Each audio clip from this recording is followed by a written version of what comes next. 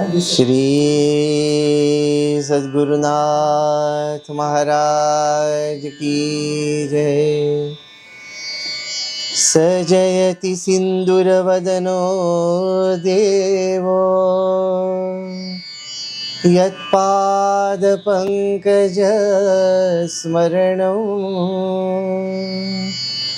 वासरमणिरिव तमसा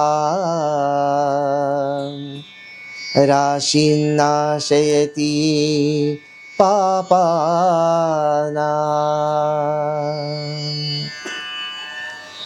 ध्यानमूलं गुरुर्मूर्ति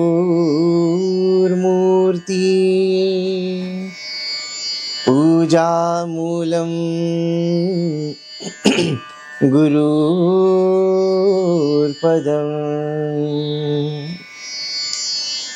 मंत्रमूलं गुरुर्वाक्यं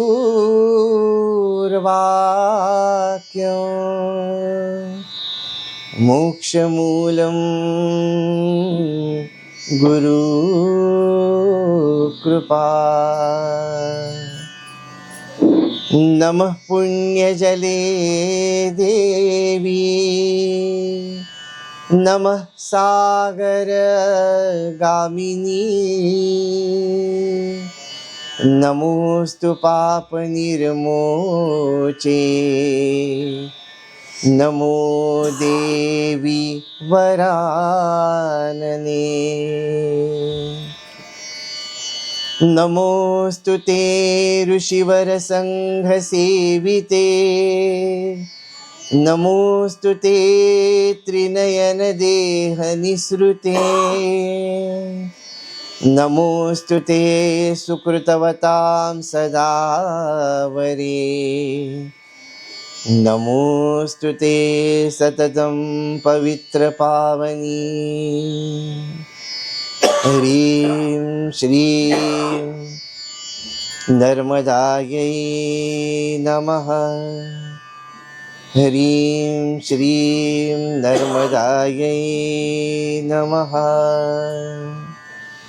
ह्रीं श्रीं नर्मदायै नमः। तर काय बोलायचं आणि कशावर ते तुम्हीच एक एक विचारा आणि मग मी त्याप्रमाणे काय सुचेल ते बोलतो. मीच एक पहिला प्रश्न विचारतो त्याच्यात बहुतेक म्हणजे इतर प्रश्न येतील असं वाटतं मला की मुळात आज तुम्ही संन्यासाचा जो या टप्प्यापर्यंत येण्याची सुरुवात अगदी पुसट अशी लहानपणी किंवा अशी झाली तो म्हणजे त्याचा मार्ग तो कसा कुठे विकसित होत गेला हा एक भाग. दुसरा या परिक्रमेचा या पुढच्या याच्याशी काही संबंध किंवा काय त्यातले आलेला अनुभव यात तुम्हाला काही योग्य वाटत तसं चालेल ना. म्हणजे सगळंच थोडक्यात आता मावशी आहे इकडे आबा आहे त्यांनी सगळी जडणघडण त्यांनी बघितलेली आहे. पूर्वी मी ऑर्केस्ट्रामध्ये गायचो म्हणजे आणि आबांना माझं गाणं आवडायचं सगळ्यांना गाणं आवडायचं त्यांना सगळ्यांना वाटायचं की मी गाण्यामध्ये करिअर करीन. पण जेव्हा परमपूज्य आईंकडे गेलो कलावती देवींकडे मंदिरामध्ये गेलो आणि तिकडचे भजन पद्धती बघितली त्यानंतर जाणवलं की आपलं गाणं ह्यासाठी आहे. म्हणजे जे काही ऑर्केस्ट्रामध्ये खूप छान रिस्पॉन्स मिळत होता अगदी म्हणजे नोटांचे हार गळ्यात पडण्यापर्यंत सगळं होत होतं पण तिकडे जो आनंद नाही मिळाला तो आईंच्या जवळ भजन म्हटल्यानंतर मिळाला. तेव्हा जाणवलं की एक अभंग आहे वर्णावी ती थोरी एका सद्गुरूची येरा मानवाची कामा नये. सिद्धारूढ स्वामींचं एक चरित्र आहे. सिद्धारूढ स्वामी म्हणजे परमपूज्य आई कलावती देवी यांचे गुरु त्यांचं चरित्र आहे. त्याच्यामध्ये ते जेव्हा नटराजाच्या दर्शनाला गेले होते तेव्हा एक गायक तिकडे गात होता. त्यांनी विचारलं की गातोच कोणासाठी तर म्हणाला की इकडे सगळे जे बसलेले आहेत त्यांच्यासाठी. तर म्हणे नाही म्हणे गायचं असेल तर देवासाठी गायचं माणसाच्या कानावर पडलं की तो आपोआप मोहित होईलच. ते वाक्य कुठेतरी मनाला असं शिवून गेलं की गायचं आहे तर देवासाठी. आता नुसतं गायचं नाही तर जगायचं आहे तेही देवासाठीच. लहानपणी सुद्धा म्हणजे कॉलेजमध्ये असताना मी कॉलेज बंक करून घरामध्ये पारायण करायचो. जेव्हा माझे मित्र सिनेमा किंवा पिकनिकला जायचे, मी फारसा पिकनिकला कधी गेलो नाही, पण त्यावेळेला मी दांड्या मारून ही सगळी पारायणं करायचो. आणि जाणवलं आपल्याला की संसार, लग्न, मुलं बाळं याच्यात आपल्याला इंटरेस्ट नाही हे तेव्हा जाणवलेलं होतं. त्यामुळे वयाच्या म्हणजे 12वीत असताना आईला मी सांगितलेलं होतं की लग्न वगैरे मी काही करणार नाही. आई म्हणाली ठीक आहे, ती पुढची गोष्ट आहे, केलंस तरी तुझ्या पाठीशी मी उभी आहे, नाही केलंस तरी तुझ्या पाठीशी मी उभी आहे. हा आईचा पाठिंबा असल्यामुळे ते म्हणजे तुम्ही जे काय म्हणता वैराग्य वगैरे, तर ते तसं पहिल्यापासून होतं. कारण आजोबा आमचे नारायण महाराजांची गुरुकृपा त्यांनी मिळवलेली होती, त्यामुळे त्यांचं आदर्श चरित्र डोळ्यासमोर होतं. त्यांनी संसार करून विरक्त कसं राहतात हे दाखवून दिलेलं होतं. आणि कुठेतरी जाणवायचं की आजोबांचं भजन मी ऐकलेलं होतं. आजोबा मधल्या खोलीमध्ये किंवा नारायण महाराजांच्या पुण्यतिथीच्या वेळेला जे भजन म्हणायचे, त्यांनी ते जय जय राम कृष्ण हरी असं म्हटलं की माझ्या डोळ्यातनं गळगळ पाणी यायचं. की का असं होतं, आणि त्यांच्याही डोळ्यात पाणी असायचं. तेव्हा कळायचं नाही की काय भक्ती म्हणजे काय, आणि पण एक आदर्श जीवन बघायला मिळालं ते आजोबांचं, आणि त्याची छाप माझ्या मनावर आजपर्यंत पडलेली आहे. त्यांच्या इतकं नाही गाठू शकलो, पण मार्गावर चालायचा प्रयत्न तर केला. आणि त्यांच्याकडे अनेक संतांची चरित्र वाचायला मिळाली. गोंदवलेकर महाराजांचं चरित्र, कारण घरात सगळं आध्यात्मिक वातावरण, रोज संध्याकाळी हरिपाठ होत असे आजोबांकडे, आणि ते सगळे संस्कार झाल्यामुळे तेव्हापासूनच देवाव्यतिरिक्त काही आवडलं नाही, आणि आजपर्यंत अजून आवडत नाही काही. आणि त्याच्यात माझ्या सद्गुरू कलावती देवी, म्हणजे सगळ्या संतांची चरित्र वाचली, अतिशय आवडली, सगळ्यांबद्दल प्रेम होतं. पण तरीसुद्धा परमपूज्य आईंचं दर्शन मला 1978 साली नारायणवाडीमध्ये झालं. माझी मोठी काकू, म्हणजे आता अजितदादा आहे त्याची आई, तर तिच्यामुळे आम्हाला आईंचा मार्ग आम्हाला सगळ्यांना कळला, आणि तिने आम्हाला त्या मार्गाकडे नेलं. तर हे तिचे आमच्या सगळ्या आचार्य कुळावर उपकार आहेत की अशा संतांचं दर्शन तिच्यामुळे घडलं. तर त्यांचं चरित्र जेव्हा आईंचं वाचलं तेव्हा जाणवलं की गुरु जर करायचं झालं तर ह्यांनाच करायचं. पण जेव्हा मी लहान होतो, म्हणजे माझ्या आजीनी वगैरे तेव्हा 77 साली अनुग्रह घेतला होता नारायणवाडीमध्ये, आणि तेव्हा मी पण आठवतं की मी आईच्या पाठी लागलो, मला पण घ्यायचा आहे अनुग्रह, पण आई म्हणाली नाही, तू लहान आहेस, तुला काही कळत नाही त्याच्यातलं, तू काही घ्यायचा नाहीस. त्यामुळे त्यावेळेला झालं नाही. पण मला असं वाटतं ते वाक्य कुठेतरी परमपूज्य आईने ऐकलं असावं, कारण त्या सर्वांतर्यामी आहेत. एवढ्या गर्दीतनं प्रत्येकाचं अंतःकरण त्यांना माहीत होतंच. तर त्यांनी बरोबर ते ओढून घेतलं त्यांच्याकडे. आणि मग त्यांच्या चरित्रात जेव्हा आलं की 12 वर्ष कीर्तन सेवा करण्यासाठी संपूर्ण भारतभर त्या फिरल्या, वयाच्या 19व्या वर्षापासून अगदी ऐन तरुण वयामध्ये, आणि त्या अतिशय देखण्या होत्या. म्हणजे त्यांच्यावर किती संकट आली असतील, तरीसुद्धा गुरूंच्या एका नामावर विश्वास ठेवून ही 19 वर्षाची मुलगी कशी फिरते, हे एक मला नेहमी वाटायचं की असा आपल्या गुरूंवर आपला विश्वास आहे का, असा आईंवर आपला विश्वास आहे का. सिद्धारूढ स्वामींनी ओम नमः शिवाय मंत्र दिला त्यांना, आणि त्या विश्वासावर ही मुलगी पूर्ण भारतभर एकटी फिरली 12 वर्ष. म्हणजे 1-2 दिवस नव्हे, 12 वर्ष. कोणीही बरोबर नाही, पैसा नाही, तरीसुद्धा ती फिरू शकली. काय विश्वास असेल आपल्या गुरूंचा, त्यांच्या गुरूंवर विश्वास असेल, पण आपल्या गुरूंवर किती विश्वास आहे हे सारखं मनामध्ये यायचं की आपण मग आपली कसोटी कशी लावायची. तर त्याच्यासाठी नर्मदा परिक्रमेचा मार्ग मला जाणवलं की हा मार्ग बरोबर आहे. बरोबर म्हणण्यापेक्षाही हा आपण आचरण करू शकतोय. आईनी 12 वर्ष फिरल्या, आपण 4 महिने तर नक्की जाऊ शकतोय. त्या सूर्य आहेत, आपण एक काजवा तर होऊ शकतोय. त्यामुळे मग तो विचार बळावत गेला, आणि मग मी अनेक ग्रंथांचं वाचन केलं नर्मदेवरचं, आणि त्याच्यात लक्षात आलं की खरोखर पैशाशिवाय राहता येतं अशी एकमेव जर परिक्रमा, जर एकमेव तीर्थयात्रा असेल तर ती नर्मदा परिक्रमा आहे. आणि खरोखरच 4ही परिक्रमांमध्ये, नंतरच्या 3 परिक्रमांमध्ये मी ATM कार्ड जवळ ठेवलेलं होतं, पण कधीही वापरायची वेळ आली नाही. मी का ठेवलं होतं, तर जर एखाद्या ठिकाणी कोणी गरजू दिसला आणि आपल्याला पटकन पैसे काढून देता यायला हवेत एवढ्यासाठी ते ठेवलेलं होतं, स्वतःसाठी ठेवलंच नव्हतं. आणि ते माईला सगळं कळतं. त्याच्यामुळे मग तिकडच्या साधूंचं वर्तन, त्यांचं राहणं, त्यांची साधना, त्यांचा माईवरचा विश्वास हे बघितल्यानंतर मग ते वैराग्य जाणवायला लागलं की नाही, खरोखर जगन नियंता एक आहे आणि तोच आपल्याला चालवतो. त्यावेळेला एका साधकाची गोष्ट म्हणून मी वाचलेली होती की एक साधक होता, तो चिंचेच्या झाडाखाली बसलेला होता आणि तपश्चर्या करत होता.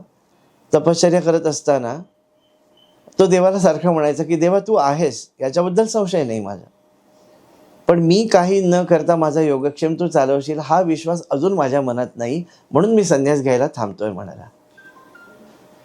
आणि त्याच वेळेला वरती एका पक्ष्याने बांधलेलं घरटं होतं. ते घरट्यातलं एक अंड खाली पडलं आणि त्या अंड्यातनं पिल्लू बाहेर आलं. त्याच्या पिल्लाच्या अंगाला चिकट द्रव जो असतो त्याच्या वासाने मुंग्या आल्या आणि ते पिल्लू मुंग्या पटापट खायला लागले. त्या क्षणी तो म्हणाला देवा मी संन्यास घेतो, कारण एवढ्या पिल्लाला सुद्धा उपाशी ठेवायचं नाही हे तुझं व्रीत तू पाळतोयस हे माझ्या समोर आलेलं आहे.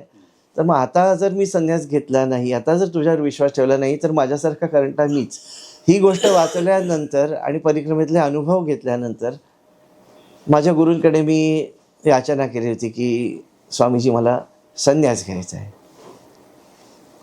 तर ते म्हणाले की थांब थोडे दिवस, जोपर्यंत, कारण परमपूज्य आईंच्या नित्योपासनेमध्ये आहे की संत बोध धन त्यजुनी बाबा विषयद्वारी भीक मागू नको, विवेक वैराग्या वाचुनी गृहधन दाराधिक त्यागू नको. गृहधन दारात त्यागायचं असेल तर विवेक पाहिजे आणि वैराग्य पाहिजे. विवेक म्हणजे काय, सार आणि असार विवेक. खरंच सार काय आहे, ज्याला आपण सार समजतो ते खरंच सार आहे का? म्हणजे लग्न झालं, मुलं झाली, ती त्यांची करिअर करतायत, पैसा भरपूर जमला, हे सार नाही आहे आयुष्याचं. आपण सगळे आता अशा स्टेजला आलेलो आहोत की आपल्याला लक्षात आलं की एवढा सगळं आपण आटापिटा केला पण हातात काहीच नाही आपल्या. म्हणजे असार घेऊन बसलो आजपर्यंत आणि त्यामुळे दुःखी आहोत. मग आता साराकडे जायचं, हे जागृती आईंच्या नित्योपासनेमुळे, त्या गोष्टीमुळे आणि स्वामीजींचं सांगणं होतं की देहबुद्धी गेल्याशिवाय संन्यासामध्ये तुला तसा योग येणार नाही म्हणाले. आता देहबुद्धी, मला असं वाटलं मी तर एवढा परिक्रमा केलेला, माझी देहबुद्धी गेलेली असणार, हा आपला एक भ्रम असतो. परमार्थात भ्रम नको. जेव्हा गुरु सांगतील त्यावेळेला ते बरोबर घडून येतं. थोडंसं मन नाराज झालं की त्यावेळेला ते नाही म्हणाले मला. मग त्यांनी एक छोटीशी परीक्षा घेतली, माझ्या नकळत घेतली. आश्रमामध्ये ना मला आवडायचं म्हणजे भांडी घासायचं काम, आणि स्वामीजींना मी भांड्याला हात लावलेलं बिलकुल आवडायचं नाही. त्यामुळे आप बर्तन मत मांजना, ते येऊन ओरडायचे मला की नाही तू तिकडे नाही बसायचं, भांडी साफ करायला तू नाही बसायचं, तू ग्रंथांचं अध्ययन कर, तू अमकं कर तमकं कर, अभ्यास कर, असं ते सांगायचे. आणि मला असं वाटायचं नुसतं आपलं ते काय अभ्यास करायचं आणि खायचं, ते काहीतरी गुरूंच्याकडे सेवा घडली पाहिजे, हा हरिमंदिरातला संस्कार होता. तर एक दिवस मी भांडी घासायला बसलो आणि आश्रमाला एकाने दान दिले होते पेले. आता आपण दान कसं देतो, कठोपनिषदात सांगितलेलं आहे की उत्तमातलं उत्तम दान द्यावं, जे आपल्याला अतिशय प्रिय आहे, आपल्याला जे अतिशय आवश्यक आहे त्याचं दान करावं. पण आश्रमात दान देत असताना लोक काही तसा विचार करत नाहीत. त्यांनी ते अगदी धारदार कडा असलेले ग्लास, पातळ पत्र्याचे ग्लास, ते त्यांनी आश्रमाला दान दिले होते.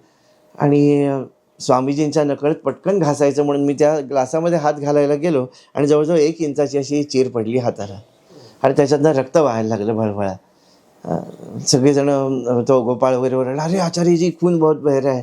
तो आवाज ऐकून स्वामीजी आले आणि म्हणाले आपको बोला था ना की आप बर्तन मत मांजना. ते ह्याच्यात गेले किचनमध्ये, हळद आणली, माझ्या त्या जखमेवर चेपली त्यांनी, आणि म्हणजे आईसारखं अगदी सगळं की असं नका करू, तुम्हाला सांगितलं आहे की ही कामं तुमची नाही आहेत. हे सगळं झालं आणि त्याच्यानंतर 15व्या मिनिटाला त्यांचं बोलावणं आलं की उदयनजी को बोलो इधर आ जाओ म्हणून. मग गेलो त्यांच्या इकडे. तर ते म्हणाले तुम्हाला कपडे रंगवता येतात का, डाय करतात ना कपड्यांना. म्हटलं नाही स्वामीजी मी कधी केलं नाही. तर पण म्हटलं तुम्ही शिकवलं तर मी करीन, कारण हे एक आईंचं हे होतं, नाही म्हणायचं नाही, आणि जर येत नसेल तर गुरूंना सांगायचं की येत नाही मला, पण तुम्ही सांगाल तसं मी करीन म्हणून. तर ठीक आहे म्हणायचं, गरम पाणी घेऊन ये. गरम पाणी आणलं, मिठाची पुडी त्याच्यामध्ये रिकामी कर म्हणाले. ती पुडी रिकामी केली, त्याच्यात तो डाळ घातला, त्याच्यात कपडे घातले आणि म्हणाले आता हाताने हे कर, हाताने फिरव. म्हटलं काय माणूस आहे. त्यावेळेला मनात आलं, मगाशी मारे हळद बिळद चेपली आणि माझं एवढं माहिती आहे की एवढी जखम झाली आणि मला मिठाच्या पाण्यात हात घालायला सांगतात. त्यामुळे चलो चलो चलो जल्दी करो. मी हात घातल्यावर जी काही सळक गेली डोक्यामध्ये, त्या जखमेवर मीठ आतमध्ये गेल्यानंतर त्यावेळेला पाठीवरनं हात फिरवले, म्हणे की देहबुद्धी गेल्याशिवाय संत होता येत नाही म्हणाले. मैं देह नहीं कहना बहुत आसान है, चिदानंद रूपा शिवोहम शिवोहम कहना बहुत आसान है म्हणाले, लेकिन उसका अनुभव चाहिए. मी देह नाही, जी वेदना होते ती देहाला, मला होत नाही. ही वृत्ती ज्यावेळेला तुझी होईल त्यावेळेला संन्यासाचा विचार कर म्हणाले. आणि नंतर स्वामीजींनी देह ठेवला. खूप अतिशय वाईट घटना 2 माझ्या आयुष्यात मी बघितलेल्या आहेत. एक म्हणजे परमपूज्य आईने देह ठेवला, त्यावेळेला मी होतो 7 वर्षाचा.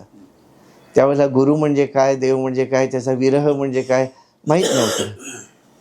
फक्त ही आजी आता आपल्याला दिसणार नाही एवढ्यासाठी रडलेलं होतं. पण त्यावेळेला भक्ती वगैरे हा काही प्रकार, कारण लहानच होतो ना, कळत नव्हतं. पण आता मग आईंचा अनुग्रह घेतल्यानंतर, साधना थोडी झाल्यानंतर गुरु म्हणजे काय, त्याच्या सहवासात कसं राहायचं असतं, काय मिळवायचं असतं, हे सगळं कळल्यानंतर मग आईंकडे लकडा लावला की आई मला असा कोणीतरी एक मार्गदर्शक मिळू दे की जो तुमच्यासारखा असेल. तर नर्मदा परिक्रमा करत असताना राजनरहरिगिरी स्वामीजी म्हणजे त्यांच्या संपर्कात मी आलो. आणि बघितल्यानंतर त्यांना माझ्याबद्दल, मला त्यांच्याबद्दल अतिशय प्रेम वाटायला लागलं. आणि कुठेतरी असं वाटलं की हा आईने जी काही व्यक्ती निवडली ती हीच असावी. मी त्यांना सांगायचो स्वामीजींना की स्वामीजी, सगळ्यांसमोर मी तुम्हाला स्वामीजी म्हणेन, पण एकांतामध्ये मी तुम्हाला आई म्हणून हाक मारेन, कारण माझ्या आई माझ्या हृदयामध्ये इतक्या बसल्यात की आता तिकडे दुसरं कोणी बसू शकत नाही. आणि स्वामीजी म्हणाले, गुरु is not body, Guru is energy, तुम्ही किसी भी नाम से मुझे पुकारो. त्यावेळेला जाणवलं की हे देहातीत आहेत, पण तरीसुद्धा संशय होता की खरंच आहेत का, हे आत्मज्ञानी असतील का नाही. जी सुरुवातीची भेट आमची झाली होती तेव्हा मग मला म्हणाले, बिकानेरला चल माझ्याबरोबर शतचंडीच्या यज्ञासाठी. पण बिकानेरला गेलो आणि तिकडे स्वामीजीचे सगळे करोडपती शिष्य, करोडपती अब्जपती असे हॉटेल बिल, ज्यांची 4-4, 5-5 मोठमोठी हॉटेल आहेत असे लोक त्यांच्या जवळपास वावरत होते आणि स्वामीजींबरोबर फोटो वगैरे काढत होते. त्यामुळे मनात आलं की हे स्वामी बिकाऊ लगता है, असं मनात आलं. माझं मन कुचकट आहे, ते खरं खरं सांगतो तुम्हाला. माझ्या मनात आलं की हे स्वामी बिकाऊ लगता है. त्या क्षणी स्वामीजींनी माझ्याकडे बघितलं, सगळ्यांना सांगितलं, सब लोग बाजू हट जाओ. सगळ्यांना बाजूला, जे उद्योगपती होते सगळ्यांना बाजूला केलं आणि म्हणाले, अभी उदयनजी के साथ मेरा फोटो निकालो. आणि मग मी मला त्यांच्यासमोर म्हणजे शेजारी उभं केलं. फोटो काढत असताना कानात म्हणाले, ये स्वामी बिकाऊ नाही म्हणाले. आणि मग एकदम शर्मिंदाच झालो हो मी, की बरोबर आईंचा एक अभंग आहे, ज्ञान का शूल मारा गुरुने, छुरी नहीं मारी कटारी नहीं मारी, छुरी नहीं मारी कटारी नहीं मारी, शब्दों का बाण मारा गुरुने. त्यावेळेला जाणवलं की ही व्यक्ती वेगळी आहे. मला म्हणाले की रूममध्ये ये माझ्या.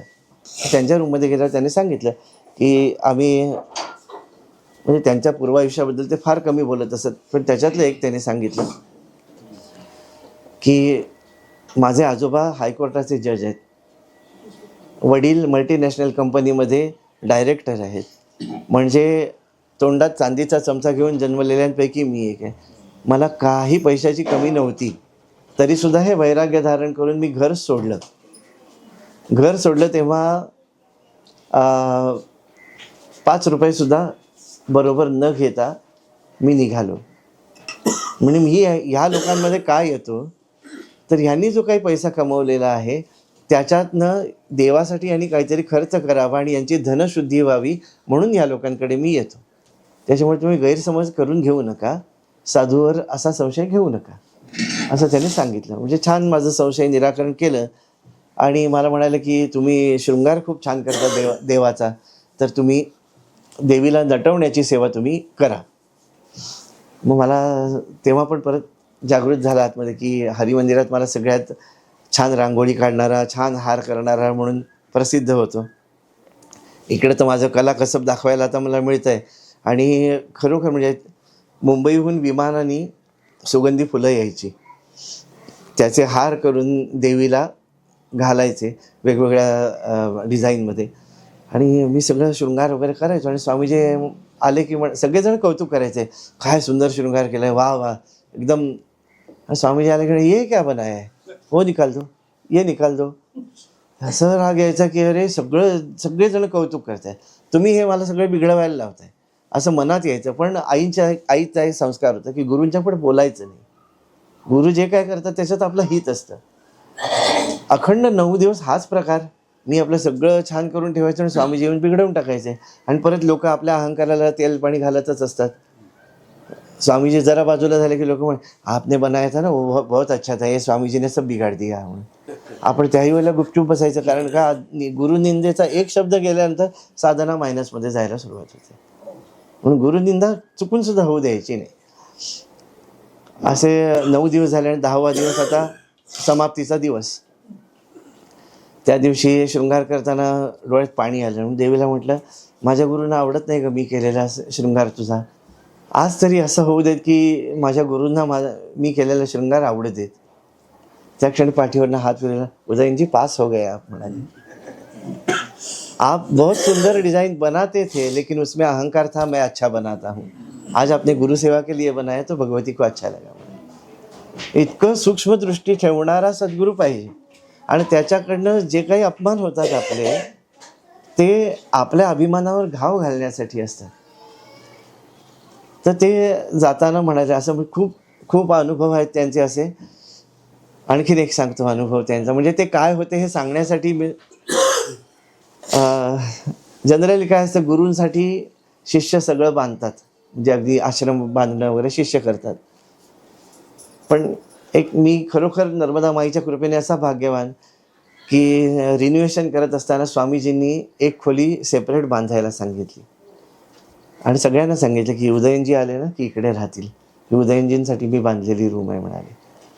मला फोन केला, आपका रूम तयार है, आप आके देख के जाओ. मला फार असं भरून आलं की माझ्यासाठी माझ्या गुरूंनी खोली बांधली आणि मी अप्रूव्ह काय करणार ना की हां स्वामीजी तुम्ही छान केलं, असं म्हटलं तरी प्रमादच आहे. आपल्या गुरूंना आपण अप्रूव्ह केल्यासारखं होतं. पण जायला एक संधी मिळते आपल्याला म्हणून मी गेलो महेश्वरला. गेल्यानंतर म्हटलं ना माझं मन फार कुचकट आहे. जे नाही आहे ना तेच आपल्याला पहिल्यांदा दिसतं, जे केलं आहे ते दिसत नाही. तसं मी बघितलं, अरे हां खोली छान आहे, मोठी आहे, प्रशस्त आहे, संडास बाथरूम सगळं अटॅच आहे, कमोड आहे, अमकं आहे तमकं आहे. हो हो हो गिजर नाही आहे इकडे. काय नाही आहे तेच पहिल्यांदा येतं मनामध्ये. म्हटलं जाऊ दे, एवढं काय बघायचं आपण, नाहीतरी नर्मदा माईमध्ये स्नानाला जाणार आहोत आणि आई आली की आईला आपण गरम पाणी करून देऊ गॅसवर, नाहीतर आपण इकडे आपल्या खर्चाने गिजर बसवून घेऊया आलो की, असा मी विचार केला. आणि मग स्वामीजी म्हणाले अच्छा लगा. म्हटलं हां बहुत अच्छा आहे. त्यांच्यासमोर थोडंच सांगणार की हे नाही ते नाही. घरी आलो. मग 3 महिन्यांनी नर्मदा माईच्या सेवेसाठी, परिक्रमावासींच्या सेवेसाठी स्वामीजी बोलवायचे. तसं मी आणि आई आम्ही दोघंजणं गेलो. आता राहायला सोय असल्यामुळे आई पण माझ्याबरोबर आली आणि मी विचार केला की आता आपण गेल्यावर गिजर बसवूया. गेटमध्ये आम्ही पोहोचलो तेवढ्याच स्वामीजी तिकडे उभे होते, कमरेवर हात ठेवून, उदयनजी वो गिजर बिठा दिया मैंने. ते ऐकल्यानंतर मग जाणवलं की नाही बाबा ह्यांच्यापासून काही लपून राहत. आणखीन एकदा ते पूजेला बसलेले होते आणि एक फोन आला. असं छान अगदी कॉन्सन्ट्रेशननी पूजा करत होते. मला सांगत होते experience the tranquillity of mind while you are doing puja. ज्यावेळेला पूजेच्या म्हणजे वाहून झाल्यानंतर आणि पुढचा विधी करायच्या आधी जी शांतता असते त्याचा अनुभव घ्यायचा, असं वगैरे सांगत होते. आणि मी ऐकत होतो. तेवढ्यात फोन वाजला, म्हणून मग त्याने ते एपडे एरकेंगल वगैरे ते त्यांचं तमिळमधलं सुरू झालं. म्हटलं हा काय असं काय प्रकार, पूजा करताना आपण कोणाचे फोन घेत नाही, स्वामीजी कसे काय घेतात, हे काय ज्ञानी दिसत नाहीत. त्या क्षणी त्यांनी फोन टाकला आणि नाही मैं ज्ञानी नहीं हूँ, जाना है घर पे. म्हणजे एवढे अनुभव आल्यानंतर मात्र पूर्ण श्रद्धा त्यांच्यावर बसली. कारण प्रत्येक क्षणी फटका आहे. गुरूंकडे प्रत्येक वेळ लाड नाही होत, फटका आहे. तर ते एकदा मला म्हणाले की उदयनजी, अभी मैं कैलाश जा रहा हूँ. मग कैलासाहून माझं शरीर परत आलं तर मला नर्मदेमध्ये विसर्जित करा म्हणाले. माझ्या डोळ्यात पाणी आलं. कारण आता कुठे गुरुसेवेची, गुरुप्रेमाची गोडी चाखतोय आणि आता गुरु जायची गोष्ट करायला लागली. मी त्यांना म्हटलं, स्वामीजी तुम्ही माझ्यापेक्षा 10 वर्षांनी लहान आहात. स्वामीजी माझ्यापेक्षा 10 वर्षांनी लहान होते. त्यामुळे माझं वय 52 वर्ष होतं, त्यांचं 42 होतं. म्हटलं, स्वामीजी माझं शरीर कुठे टाकायचं ते तुम्ही बघा, तुमचं तर वय अजून लहान आहे. म्हणाले, उदयन, भगवान के सारे गणित आपको नहीं पता चलेंगे, मैं जितना बोलता हूँ वो सुन लो. आणि खरोखरच तिकडनं आले, ते सुखरूप आले. आल्यावर आम्ही सगळ्यांच्या जीवात जीव आला की आले स्वामीजी व्यवस्थित. त्याच्यानंतर नवरात्र झालं, अश्विन नवरात्र. आणि नवरात्र झाल्यावर कोजागिरी झाली. त्याच्यानंतर जी पंचमी आली, अश्विन कृष्ण पंचमी, आर्द्रा दिवस नक्षत्र होतं त्या दिवशी. त्यांच्या गुरूंची पुण्यतिथी, ईश्वरानंदगिरींची पुण्यतिथी होती. त्यावेळेला शिवपिंडीला ओवाळता ओवाळता स्वामीजींनी देह ठेवला तिकडे. गणपती विसर्जन करताना रडणारे आपण, ज्यांच्याबरोबर इतका आनंदाचे दिवस घालवले, त्यांना नर्मदेमध्ये सोडताना फार त्रास झाला. नर्मदेमध्ये सोडताना खूप त्रास झाला. तर जाण्यापूर्वी ते म्हणाले होते की उदयनजी, मेरी 2-3 इच्छाएं हैं. पहिली इच्छा म्हणाले की एक तुमच्याबरोबर परिक्रमा करायची, आपण दोघेजण एकदम परिक्रमा करूया. त्यांनी आधी एक केलेली होती आणि अनवाणी केलेली होती. अतिशय कोमल पाय होते, त्या अनवाणी पायाने त्यांनी एक परिक्रमा केलेली होती. पण मला म्हणाले की आपण राजोपचारासहित श्रीयंत्र घेऊन जाऊया, राजोपचारासहित पूजा करायची आणि तशी पूजा करत करत आपण परिक्रमा पूर्ण करायची. त्याच्यानंतर स्वामीजींनी देह ठेवला. देह ठेवल्यानंतर माझ्या मनाला ते लागून राहिलं की आपला गुरु आपल्याला म्हणालेला आहे की एक परिक्रमा बरोबर करायची. मग अक्कलकोटला मी गेलेलो होतो, तेव्हा वटवृक्षाची ती फांदी मोडलेली होती आणि त्या मोडलेल्या फांदीपासून तयार केलेल्या पादुका होत्या स्वामी समर्थांच्या. तर पुजाऱ्यांनी आणून विचारलं की स्वामी तुमच्या घरी येत आहेत, घेऊन जाल का पादुका. त्याच्या आधी स्वामीजींनी स्वप्नामध्ये दृष्टांत दिलं होतं की मी पादुका रूपाने येतो म्हणून तुझ्याकडे. आता दोन्हीकडनं प्रचिती आलेली होती. मग निश्चय केला की आता जी आपण 4थी परिक्रमा करायची आहे ती ह्या पादुकांबरोबर करायची, म्हणजे स्वामीजींचा शब्द खोटा होणार नाही. एक परिक्रमा आपण बरोबर करूया म्हणून आता जी गेल्या वर्षी केली ती स्वामीजींसाठी, स्वामीजी म्हणाले होते म्हणून ती परिक्रमा, म्हणजे त्या पादुका घेऊन ती परिक्रमा केलेली. दुसरी गोष्ट ते म्हणाले होते की आता आश्रम झालेला आहे महेश्वरला, परिक्रमावासींची सोय करण्यासाठी आश्रम आहे, पण साधकांना राहण्यासाठी असं एखादं श्रीविद्या साधकांना राहण्यासाठी एक साधना कुटी आपल्याला बनवायची म्हणाले. तर मी आपलं नुसतं ऐकलेलं होतं, कारण आपली आर्थिक कुवत तेवढी नाही. मी अकाउंटंट होतो, 25 वर्ष सर्व्हिस केली. माझ्या आणि आईपुरतं जेवढं लागतं तेवढंच मी कमावलेलं होतं, त्यापेक्षा जास्ती नाही. त्यामुळे आश्रम, साधना कुटी हे सगळं माझ्या आवाक्याबाहेरच्या गोष्टी होत्या. पण स्वामीजी म्हणाले होते म्हणून मी आपला जागा बघत होतो.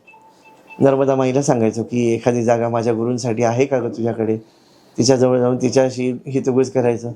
6-7 वर्ष मी ते शोधत होतो, पण ती काही मिळाली नाही.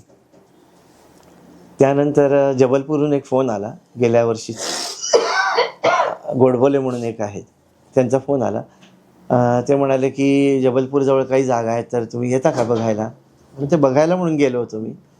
पण नेहमीचाच प्रकार, म्हणजे माझ्या डोक्यात एक आकडा होता की ह्याच्या इथपर्यंत आपण व्यवस्था करू शकतो,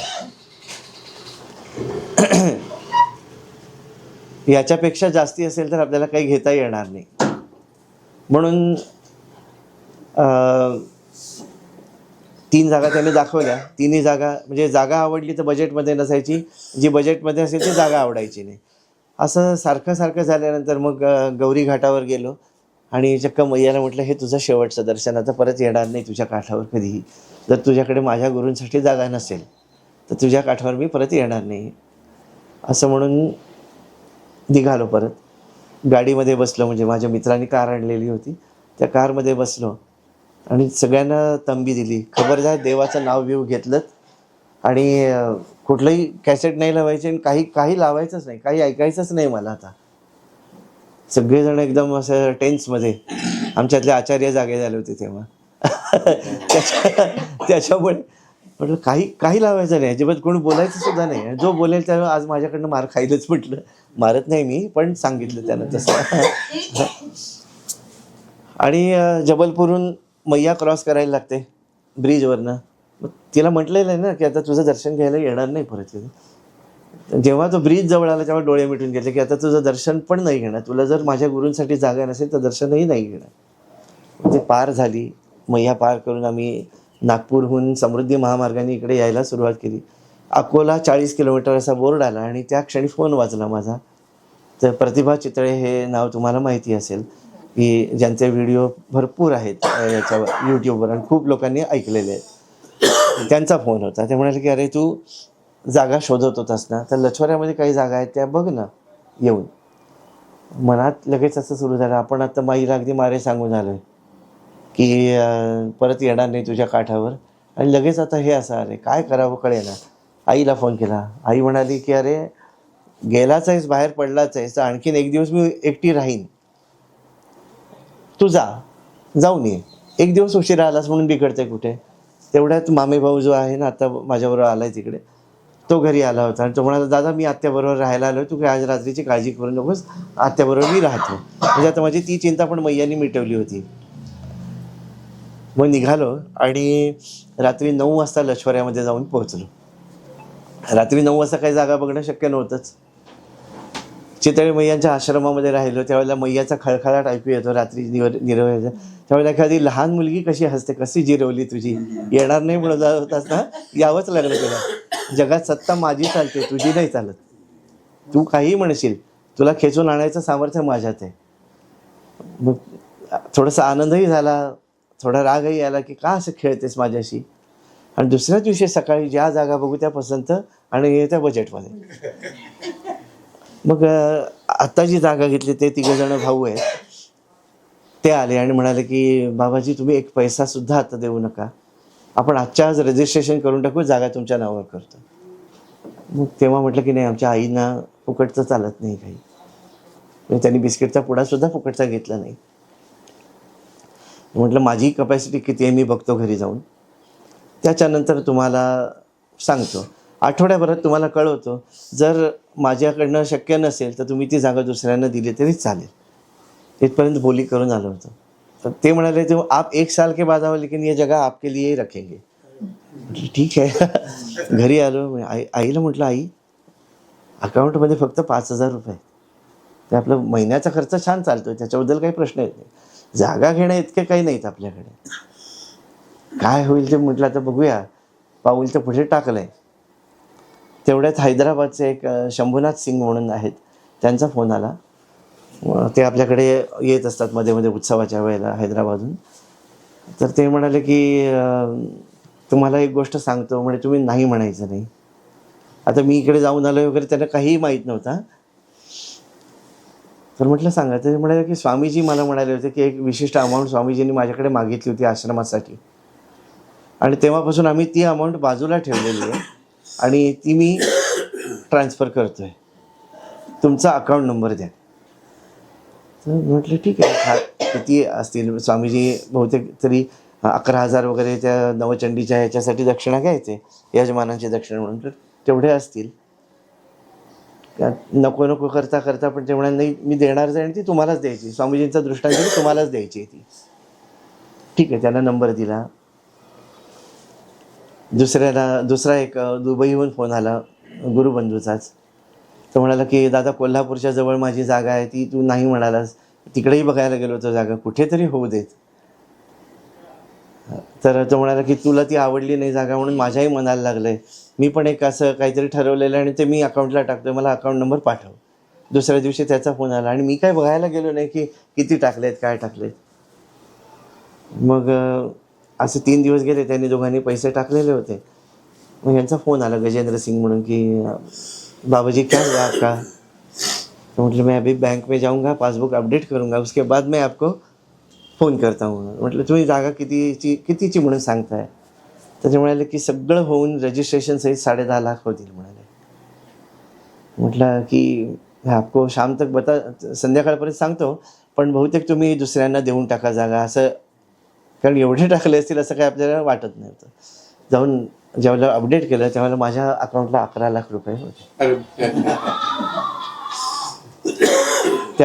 तेव्हा जाणवलं की जेव्हा एखादा सत्पुरुष संकल्प करतो की आश्रम उभा राहावा किंवा साधना कुठे उभी राहावी, त्यामुळे आपण फक्त माध्यम असतो, करता करविता सगळा सद्गुरू असतो, हे त्या क्षणी जाणवलं. आणि भरतदादा त्यावेळेला होतेच, त्यांनी भूमिपूजनाचा व्हिडिओ टाकलेलाच आहे यूट्यूबवर, तुम्ही बघितलेला आहे. त्यानंतर आज तागायत कुठेही याचना न करता अगदी व्यवस्थित, आता 70% काम पूर्ण झालेलं आहे. एप्रिलमध्ये सगळं काम पूर्ण होईल, एप्रिल किंवा मेच्या सुरुवातीला. आणि जूनमध्ये स्वामीजी, परमपूज्य आई आणि आमची जगदंबा महिषासुरमर्दिनी देवी यांची स्थापना 17 जूनला त्या लछोऱ्याच्या त्याच जागेवर होणार आहे. म्हणजे आता ही नेमकी जागा कुठे येते स्वामीजी? हरदा जिल्ह्यामध्ये, मध्य प्रदेश. हो, मध्य प्रदेशमध्ये हरदा जिल्ह्यामध्ये, हरद्यापासून 26 किलोमीटरवर, नर्मदा माईच्या अगदी काठावर, म्हणजे 200 मीटरवर नर्मदा मैया आहे. अशा जागी ही साधना कुठे होते. दुसरं म्हणजे तुमचा आता आईंचा हा संप्रदाय, हो, आणि तुमचे गुरु जे आहेत, हो, गिरी ना, हो, राजनरहरिगिरी. मग ते आईच्याच ह्याच्यातले म्हणजे नाही. नाही.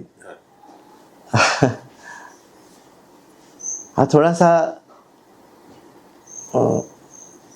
गुप्त विषय आहे. हा, नाही, ठीक आहे, ठीक आहे. की आईंच्या मार्गामध्ये मी म्हटलं ना, काकू आमची होती, तिच्यापासून म्हणजे तिच्याकडनं जे आम्हाला मिळालं त्या मार्गात आम्ही पहिल्यापासून होतो. त्यामुळे भजन, वाचन, नामस्मरण, आईंचा अनुग्रह घेतल्यानंतर इतर कुठेही जायची मला इच्छा नव्हती. मी पूर्णपणे समाधानी होतो की भजनापासून काय मिळत नाही, सगळं मिळतं. त्याच्यामुळे मी काही गुरु वगैरे शोधत नव्हतो, काही नव्हतं. पण आमच्या घरामध्ये उपांग ललितेचं व्रत आहे, गेल्या पिढ्यानपिढ्या चालत आलेलं उपांग ललितेचं व्रत आहे.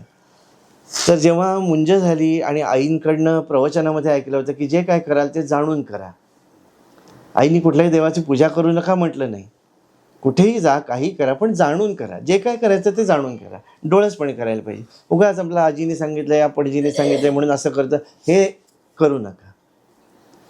तर ही दृष्टी परमपूज्य आईंनी दिलेली असल्यामुळे मी गुरुजींना विचारलं की ही ललिता कोण आहे, ही कशी दिसते. त्यामुळे मला पण काही माहीत नाही, आम्ही पण पोथीवरनं सांगतो.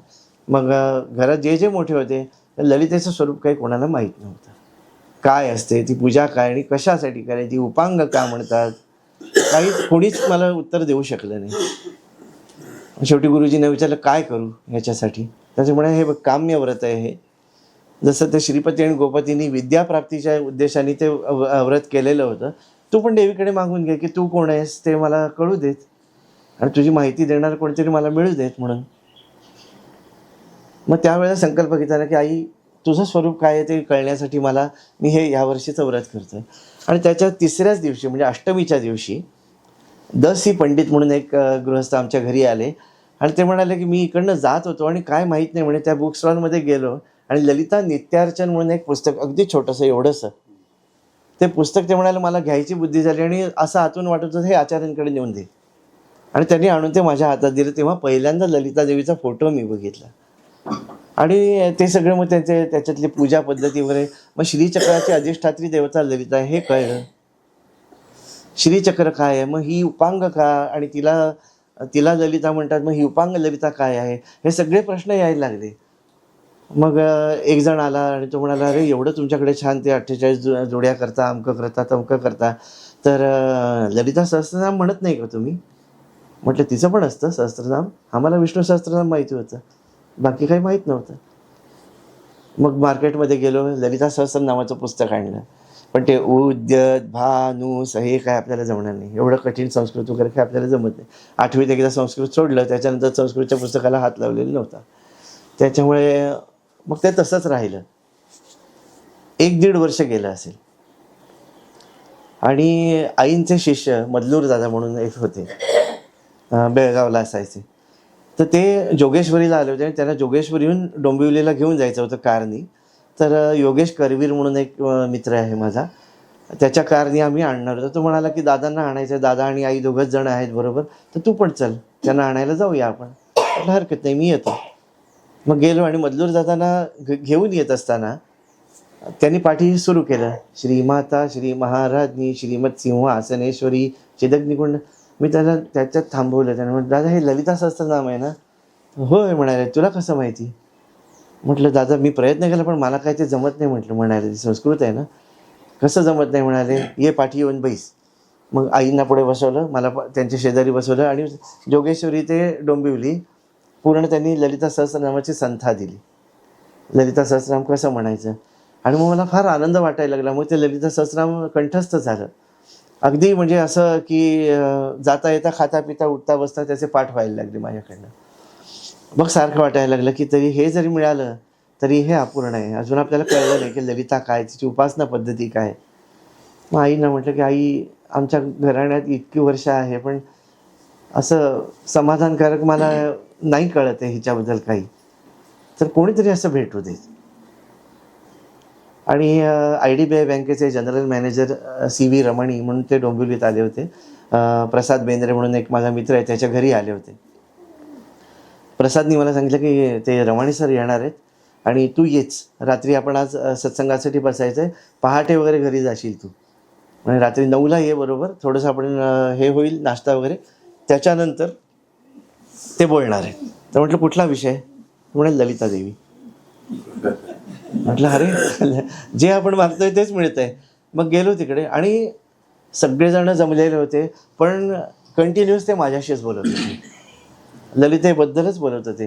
तिचं स्वरूप काय आहे, ती सगुण कशी आहे, ती निर्गुण कशी आहे, विश्वात्मिका कशी आहे, विश्वोत्तीर्णा कशी आहे, सगळ्या गोष्टी. म्हणजे सब संशय दूर करावत आहे, निजरूप लखावत आहे तन्मो म्हणून अभंग आहे, तसं सगळे संशय हळूहळू नाहीसे व्हायला लागले.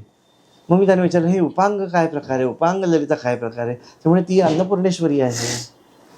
देवी ती अंग उपांग प्रत्यंग देवता, त्याच्यामधली उपांग देवता म्हणजे अन्नपूर्णेश्वरी आहे. आणि 48च का, तर श्रीचक्राचे जे 4 ऊर्ध्व त्रिकोण आणि 5 अधोकोण त्रिकोण यांचे छेदन बिंदू 48 आहेत. आणि त्या प्रत्येक बिंदूवर पूजा करायची आहे, त्याला मर्मपूजा म्हणतात. त्यासाठी हा 48 आकडा आहे. नैवेद्य 48च, दुर्वांच्या जोड्या 48च. हे सगळं कळल्यानंतर मला फार आनंद व्हायला लागला. मग त्या दिवशी सगळे जेवढे संशय होते तेवढे संपले. परत अजून यायला लागले की नाही मग तिची उपासना कशी असते, ती कशी करायची असते, हे पण आपल्याला कळलं पाहिजे, हे सगळं पण आपल्याला कळलं पाहिजे. मग परत बेंद्रेंचा फोन आला की गोपाळ जोशी काका जे शंकर महाराजांचे शिष्य आणि श्रीविद्या उपासक आणि रमाणी सर हे दोघेही जण येत आहेत, तर तू एक जोडी कपडे आणि तुझी कुंडली घेऊन ये. म्हटलं एक जोडी कपडे ठीक आहे, कुंडली कशाला? म्हटलं मला काही प्रॉब्लेम नाही, काय दाखव. तोपर्यंत मी कुठल्याही ज्योतिषाला कुंडली वगैरे काही दाखवली नव्हती. ते म्हणाले की जोशी काकाने सांगितलं त्याला कुंडली घेऊन यायला सांग. ठीक आहे, घेऊन गेलो कुंडली. आणि त्याच्या आधी एक गंमत अशी झाली की साईबाबांचं चरित्र मी वाचलं होतं, साई सच्चरित्राचं पारायण केलं होतं. आणि शिर्डीचा सगळा तो बाजार सगळ्यांनी सांगितलेलं होतं की तिकडे फार बाजारीकरण झालेलं आहे, अमकं आहे तमकं. म्हणून बाबांना फोटोवर नमस्कार केला, आईच्या समोर साईबाबांचा फोटो ठेवून पारायण केलेलं होतं.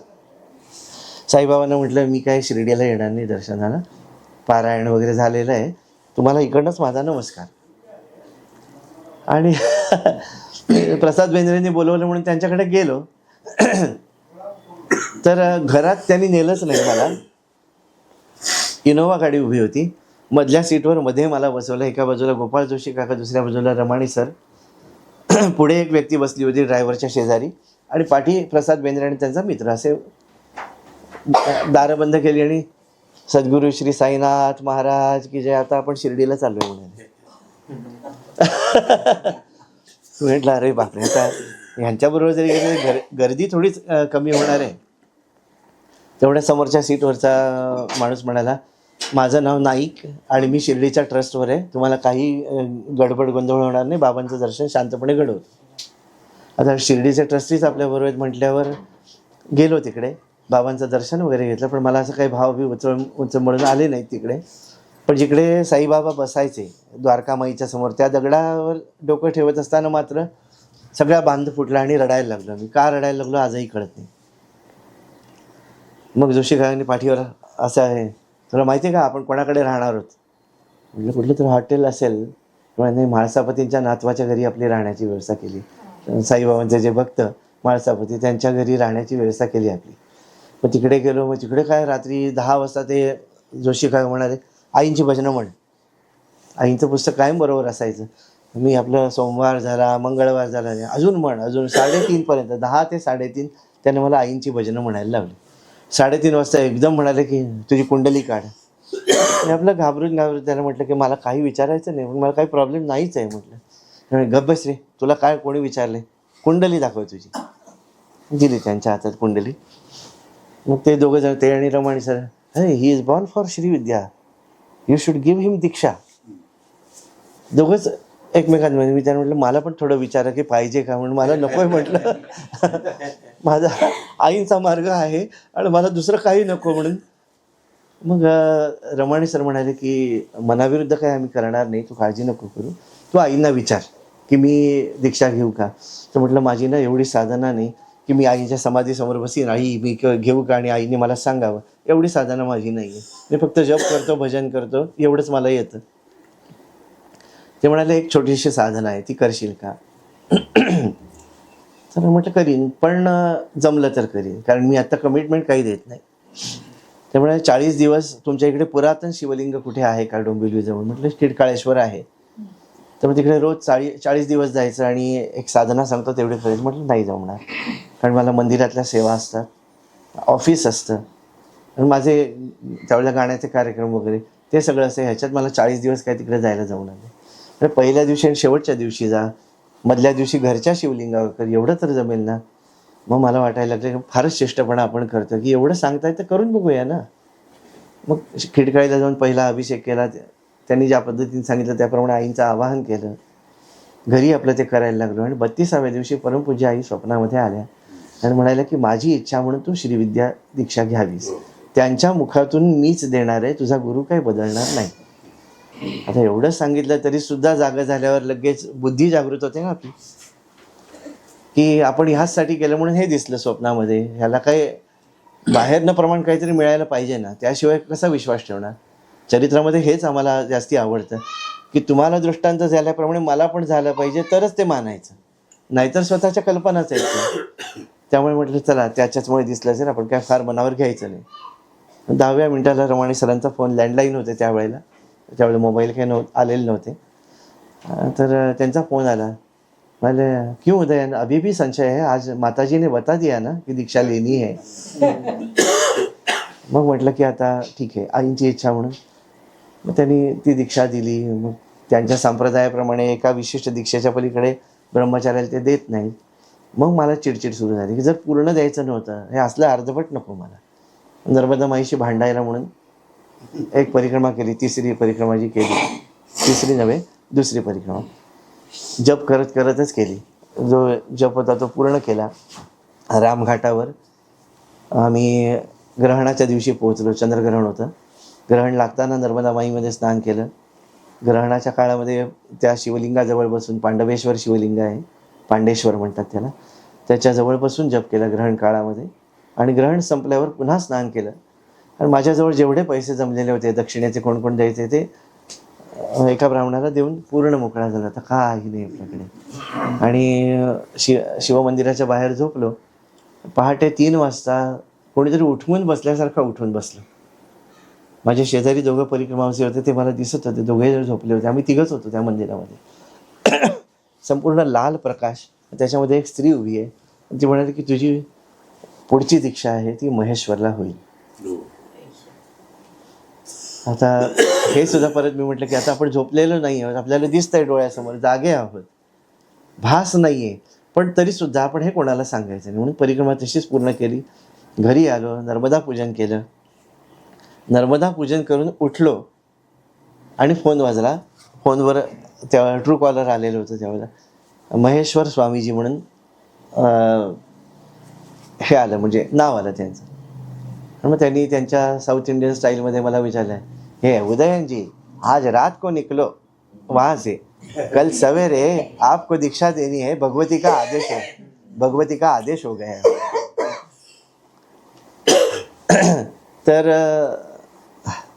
त्याला म्हटलं आज नर्मदा पूजन झाले, आज रात्री नाही निघू शकत. मी म्हटलं उद्या उत्तर पूजा वगैरे झाल्यावर निघू शकतो. तर म्हणजे परवा 7:45च्या आधी आलास तर दीक्षा होईल, नाहीतर मग भगवती केव्हा आदेश देईल ते आपण वाट बघूया म्हणाले. ठीक आहे म्हटलं. लगेच दुसऱ्या दिवशीचं तिकीट काढलं, बसमध्ये बसलो भिवंडी बायपासच्या इकडे, आणि सेंधव्यापर्यंत बस गेली आणि पंक्चर झाली. परत चिडचिड झाली, द्यायचं नव्हतं तर इथपर्यंत कशाला आणलंस, माही तू का खेळतेस माझ्याशी, असं सगळं भांडायचं. देवाशीच भांडायचं आणि माणसाशी भांडून काय करता. तर म्हटलं, पण ते 5 मिनटात त्या ड्रायव्हर आणि क्लिनरनी सगळ्यांनी मिळून ते काय टायर बदलला, काय झालं होतं तो दोष सगळा काढून टाकला.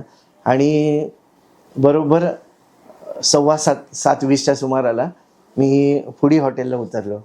एरवी आम्ही तिकडे 1-1, 1.5 तास वाट बघितलेली धामनोदला जाणारी बस मिळण्यासाठी, पण मी उतरलो आणि धामनोदला जाणारी बस समोर जणू काही माझ्यासाठीच थांबलेली होती. तिच्यात बसलो.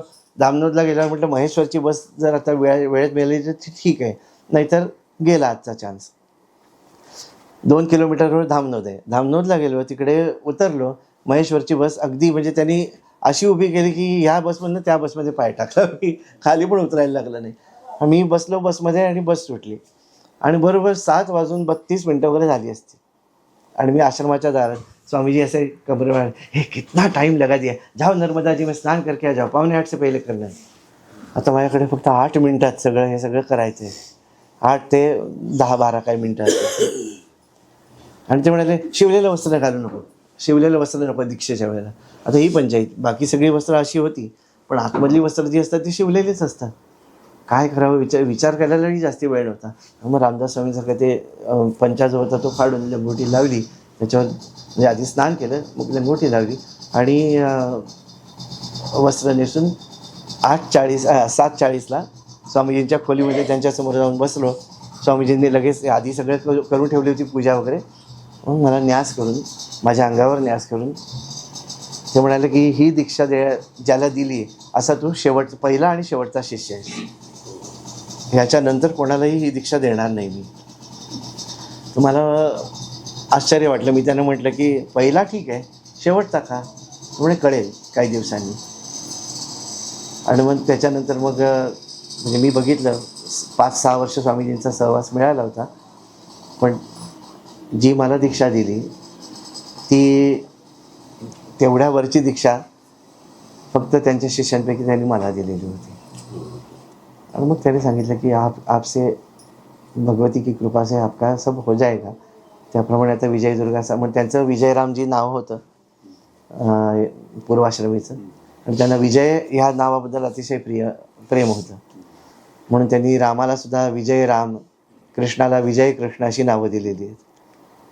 म्हणून मग तेव्हा मनात आलं की स्वामीजींचं म्हणून विजय, आणि परमपूज्य आई हे दुर्गादेवीचा अवतार त्यांच्या चरित्रातच आहे, दुर्गादेवीने दृष्टांत म्हणून विजय दुर्गा साधना फाउंडेशन स्थापन करून विजय दुर्गा साधना कुटी आता लछोऱ्याला नर्मदा काठावर त्या सद्गुरूंच्या प्रेरणेने कृपेने होते. नर्मदे हर असं म्हणजे काय त्याला काय कारण आहे मला अजून समजलं नाही.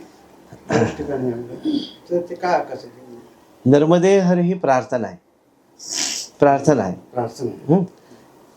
नराचा मद हरण कर म्हणून नर्मदा हर. आपल्याला 10 प्रकारचा अभिमान. मद म्हणजे अभिमान. परमपूज्य आईंच्या नित्योपासनेमध्ये आहे, विद्या बल धन यश स्त्री सुत गृह कीर्ती आयुष्य आणि मान. हे 10 प्रकारचे मद आपल्याला चढलेले आहेत. हे माझे सगळे मद नष्ट कर आणि मला स्वरूपाचा साक्षात्कार घडव म्हणून नर्मदे कर. ते म्हणताना हात वर असतात. मी काखेत सुद्धा काही लपवून ठेवलेलं नाही, जे आहे ते तुझं आहे. स्वामी आणखीन एक गोष्ट आहे की आपण गंगा यमुनेचं बरेचसे गोडवे गातो. असं काही जणांचं मत आहे की गंगा यमुना हे सगळी भोगाची संस्कृतीच तिकडे फुललेली आहे. खरी विरक्तीची जी हे आहे ती नर्मदेच्या भोवतीच. नर्मदा हेच विरक्तीचं प्रतीक आहे म्हणतात त्यांच्या बाबतीत. हा हे खरं आहे. तुम्हाला कसं वाटतं हे खरं आहे. आणि दुसरी गोष्ट म्हणजे आता पंथ तुमचा वेगळा आहे किंवा आणखीन असे बरेच वेगवेगळे पंथ आहेत, पण त्यांनी आश्रय साधारण नर्मदेच्या काठीत घेतलेलं. याचं कारण काय?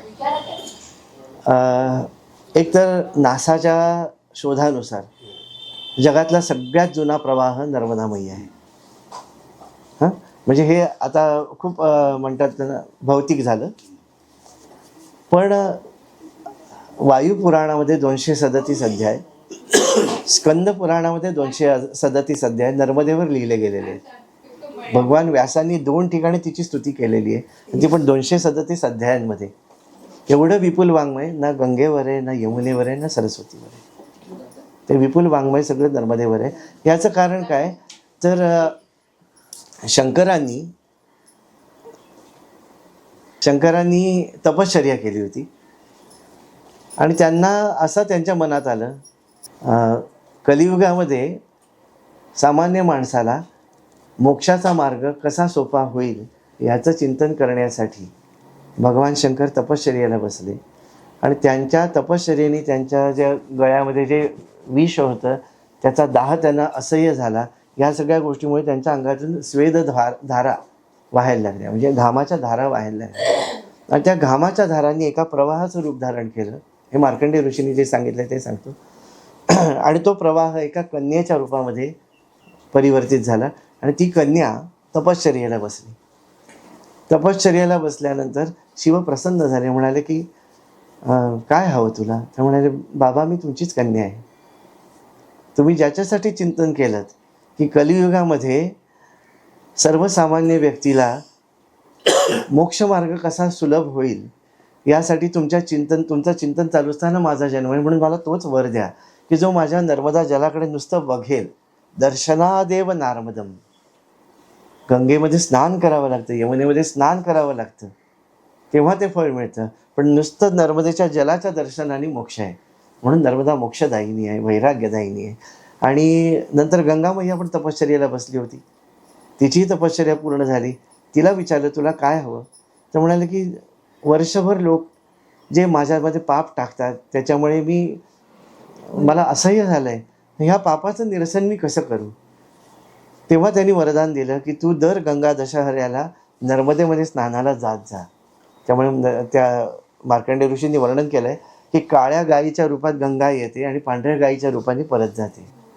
गंगेलाही पवित्र करणारी अशी माऊली आहे. म्हणून तिला आणि ती आनंददायिनी आहे. सगळ्यांना मोक्षाचा आनंद देते, प्रेमाचा आनंद देते. त्यामुळे आनंद म्हणजे नर्म विनोद म्हणतो ना, आनंद देणारा विनोद.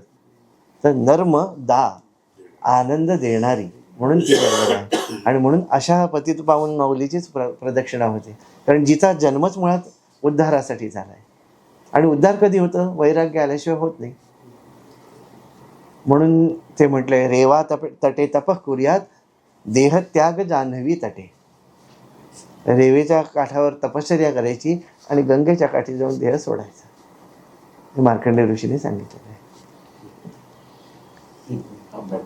कसं कळणार? माझी तर म्हणजे होतच नाही. म्हणजे कित्येकदा साधनच केली का होतं, उठलेली वगैरे असते, त्याचं काय म्हणजे काय एवढंच इथेच ते. आता मी माझा अधिकार नाही हे सांगण्याचं, पण सगळ्या संतांनी सांगितलं की मी 10 वर्षापूर्वी कसा होतो. ज्या गोष्टी मला अडकवत होत्या भोगामध्ये त्या आता आवडतात का? तर त्या नाही आवडत. म्हणजे माझी प्रगती आहे. पण त्यांनी जे सांगितलं जी चिंता आपल्याला नाही ती होतच नाही. हरकत तेव्हा नाही. जास्तीत जास्त काय काय भलतंच आठवत नाही. होय होय, ते मनाचं स्वरूपच आहे. संकल्प पण त्याच्यावर कशी मात होणार, कधी होणार? केवळ नामानेच मारायचं त्याला, बाकी लोभ काही माझा भरपूर होतो, पण ते जे म्हणजे नारायण काकांनी जे सांगितलंय नाम घेई की परी असं राहायचं नाही. वगैरे, तुम्ही जो प्रश्न विचारताय त्याचं उत्तर आणि असं आहे. श्वासावर कॉन्सन्ट्रेशन तर होतच. ते म्हणतात प्रश्न ते- विचारला त्याचा उत्तर हो, होय. अपेक्षित असेल तर मी हो बोलतो. हो हो आहेच. नाम घे परिस्मरण राखी, स्मरणाविण नाम न घे बा. हं. नामस्मरण आपलं खूप होतं, ओम नमः शिवाय, ओम नमः शिवाय, आणि डोक्यात सगळे विचार चाललेले आहेत. ते नव्हे, स्वस्थ बसायचंच आहे, ते निश्चयानेच बसायला. तिकडनं कुठलाही सत्पुरुष तुम्हाला असं घट्ट येऊन बसवणार नाही, ते तुमचाच तुम्ही निश्चय केला पाहिजे, त्याशिवाय ते होत नाही. म्हणून तुकाराम महाराज पण म्हणाले ना की निश्चयाचे बळ तुका म्हणे तेची फळ. परमार्थाचं फळ जर काय तर तुमचा निश्चय व्हायला पाहिजे की मला करायचं आहे. भूक लागल्यावर तुम्हाला कोणी सांगायला येतं का की जेव म्हणून? ते आपोआप नाही नाही पाहिजेच, 12 वाजले पाहिजेच. हे जसं निश्चय आपला होतं की नाही मला अन्न पाहिजेच, तसं नाम मला पाहिजेच असं वाटलं की मग प्रगती लक्षात येते. आणि त्याच्यासाठीच एकदा परिक्रमा करायची. आता तुमच्याकडे वेगळी परिक्रमा आहे. हां तुम्ही आता पूजेबद्दल सांगितलं की पूजा करताना हां सेकंदाची 2 सेकंदाची गॅप मिळते, हो त्यामध्ये झटक्यात आपले विचार मिळून जातात, म्हणजे दुसऱ्याच मनात विचार येतात. हो ते कसे थांबवत होते? समजा आता मी आरती केली, हां तुमच्या महाराजांची आरती केली, ती आरती खाली ठेवताना थोडा गॅप राहतो, हां 1 सेकंदाचा 2 सेकंद, हो त्यामध्ये दुसराच विचार येतो मनावर. तो महाराजांचा विचार निघूनच जातो, हो. दुसराच मनात विचार हो. होतो. असे बरेच गॅप्स येतात मध्ये हो मध्ये. हो. ते त्याच्यात एक अभ्यास असा आहे की रामदास स्वामी सांगतात मनाचं स्वरूप काय आहे? संकल्प आणि विकल्प. अंतःकरण चातुष्टय आहे ना, मन बुद्धी चित्त अहंकार. आधी आपल्याला हे समजून घ्यायला पाहिजे. संकल्प म्हणजे मी पूजा करणार, विकल्प म्हणजे मग आज मोठी पूजा करायची की छोटी करायची. ज्यावेळेला ह्या स्टेजमध्ये असतं त्यावेळेला त्याला मन म्हणतात. बुद्धी आपल्याला सांगते की आता तुला गाडी पकडायची आहे, म्हणजे गाडी काही दुसरं कारण डोक्यात तुम्ही कुठलंही घ्या, तुला इतकाच वेळ आहे, तू अशी पूजा कर. ज्यावेळेला ही निश्चयात्मिका बुद्धी, पहिल्यांदा मन होतं, मग बुद्धीने निर्णय घेतला. ज्यावेळेला निर्णय घेतो विचारपूर्वक, त्यावेळेला तिला त्याच मनाला बुद्धी असं नाव आहे. आणि मग त्या अनुषंगाने तेवढ्या वेळात आपल्याला पूर्ण करायचं म्हणून क्रिया होतात, त्या ज्याच्याद्वारे होतात ते चित्त. आणि मी पूजा केली हा अहंकार, मन बुद्धी चित्त अहंकार. हे अंतःकरण चातुष्टय झालं. हे स्थिर करण्यासाठी अंतःकरण कसं बनलंय, मन कसं बनलंय, ह्याच्यासाठी आपल्याला थोडा अभ्यास करायला लागतो. मनाचं 2 भाग करायचं म्हणजे आहेतच. एक अन्नमय आहे आणि एक वायुमय आहे. सात्विक अन्न जेवढं आपण घेऊ तेवढं मनाची अर्धा भाग स्थिर होतो. आणि दुसरा वायुमय भाग आहे, म्हणून पूजेपूर्वी प्राणायाम सांगितलेला आहे की वायूनी ते मन उरलेलं अर्ध मन वायूनी स्थिर करायचं. मग ज्यावेळेला अन्न शुद्ध आहे, प्राणायाम व्यवस्थित होतोय, त्यावेळेला आपोआप मनाची स्थिरता यायला लागते. आणि त्याच्यानंतर आपण जे काही करतो ते स्थिर मनाने होतं. ह्याबद्दल पण ना दादांची एक आठवण म्हणून सांगतो. मधलूर दादांनी सांगितलं की भजनाच्या अर्थाकडे आणि त्याच्या भावाकडे लक्ष देऊन भजन म्हणायचं. तर त्यांनी ते एक उदाहरण सांगायचे नेहमी की एक बाई होती आणि तिचं भांडण झालं होतं सासूशी. आणि त्या दिवशी होती सिद्धार्थ स्वामींची पुण्यतिथी. रात्रीच्या भजनाची सेवा तिला, आवाज चांगला म्हणून तिला दिलेलं होतं. पण ते भांडण आणि सासू काय काय बोलली असेल तर डोळ्यात पाणी होतं. आजी आनंदुरे एकी परमानंद, म्हणजे त्या भजनाचा भाव काय, आजी आनंदुरे एकी परमानंदुरे. आणि ही रडक्यासारखं म्हणत होती. मग दुसऱ्या दिवशी घरी गेली, मग नवऱ्याने काय नवीन साडी बिडी आणली, एकदम खूप खुश होती. दुसऱ्या दिवशी प्रातस्मरणाची सेवा पण तिलाच होती. त्या दिवशी होता शुक्रवार. कुपी मी पडलो रे षड्रिपू माझी. अरे पडलोय भाऊ, कुपामध्ये पडलोय. त्याचा भाव काय आहे ते म्हणायला कसं पाहिजे की आता तू धाव बा गुरुराया, मी पडलोय. त्यावेळेला माणूस काय असं टण टण टण करणार नाही म्हणाले. पण आपला मूड जसा असेल तसं आपण भजन म्हणतो, तसं नव्हतं. भजनाचा मूड कसा आहे ते बघून भजन म्हणायचं. हे दादांनी दिलेली जागृती आणि त्यामुळे मग भजनातला आनंद खरोखर मिळायला लागला.